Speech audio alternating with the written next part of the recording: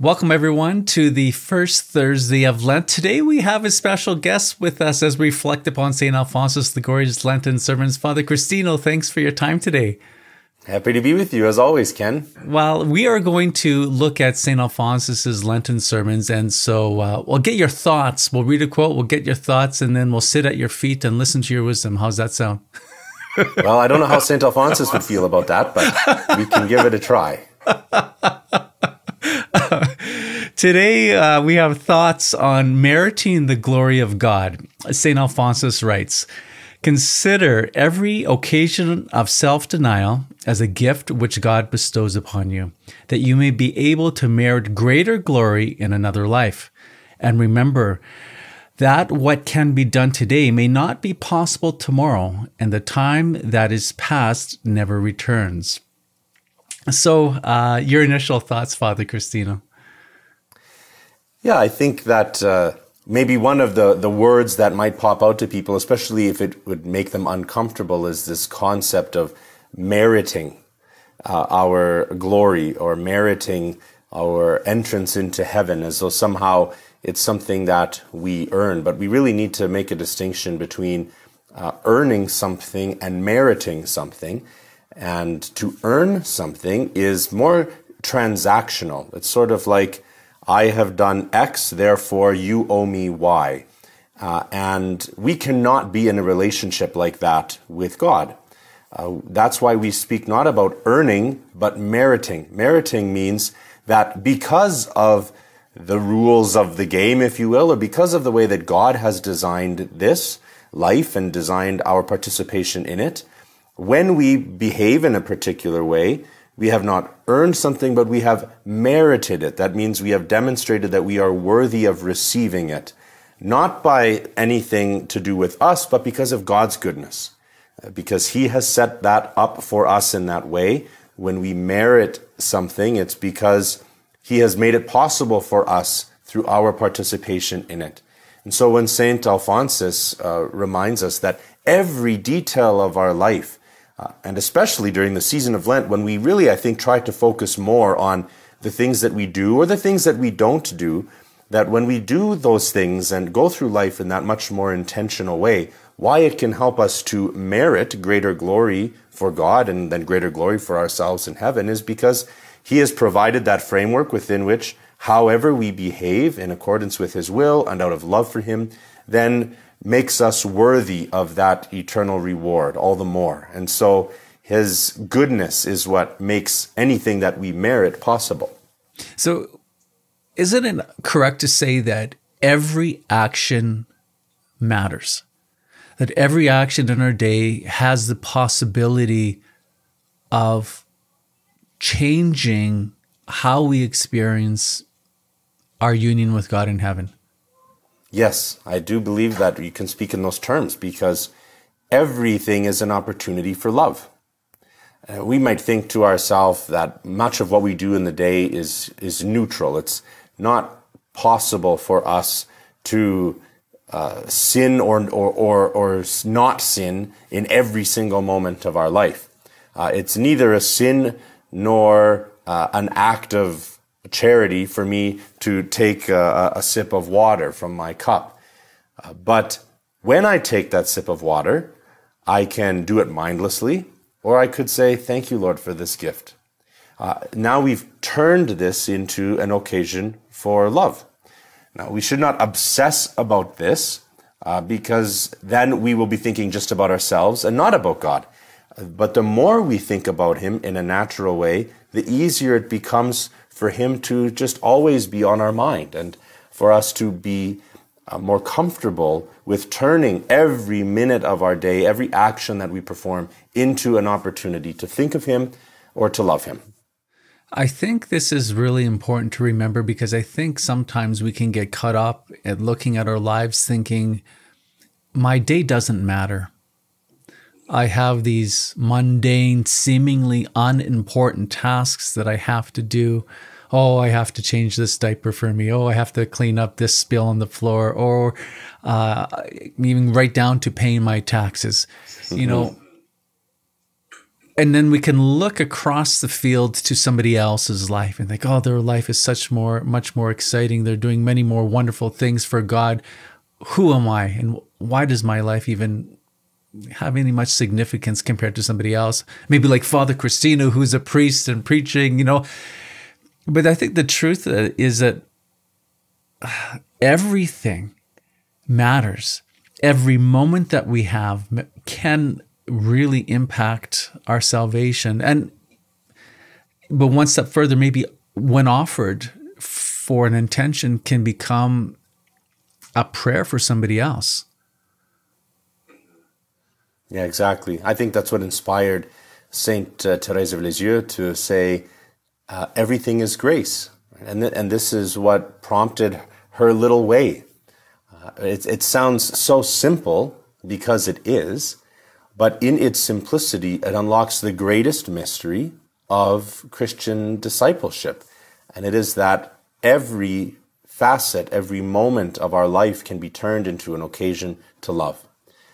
And I think that was what St. John Paul saw as being so profound in her very simple and short writing, such that he would even make her a doctor of the church, that we can love in the simplest of terms.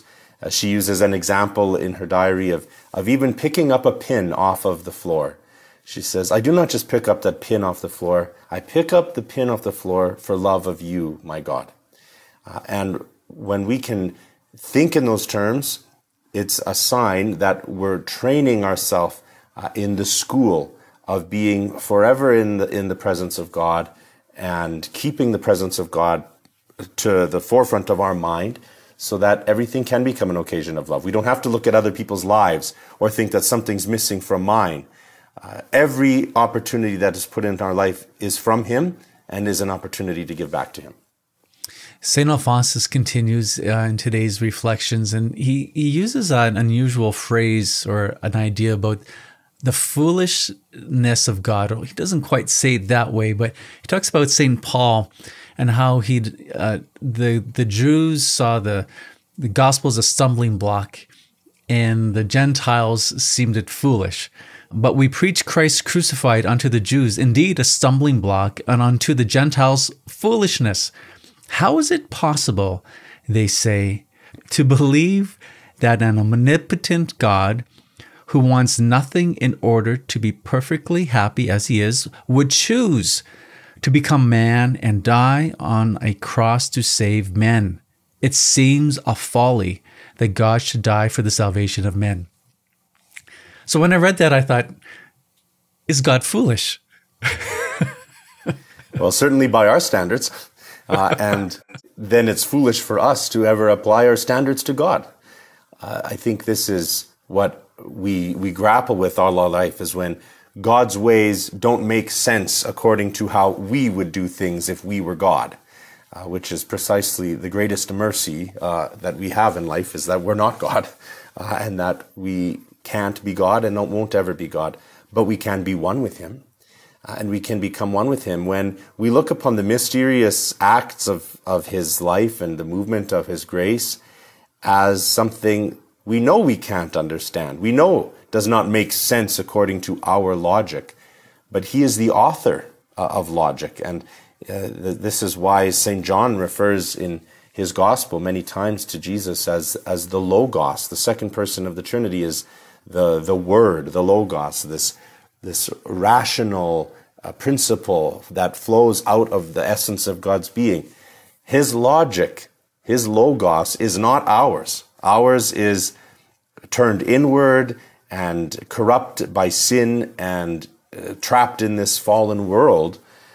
That is why when we approach the ways of God, we do so with a limited capacity to understand them.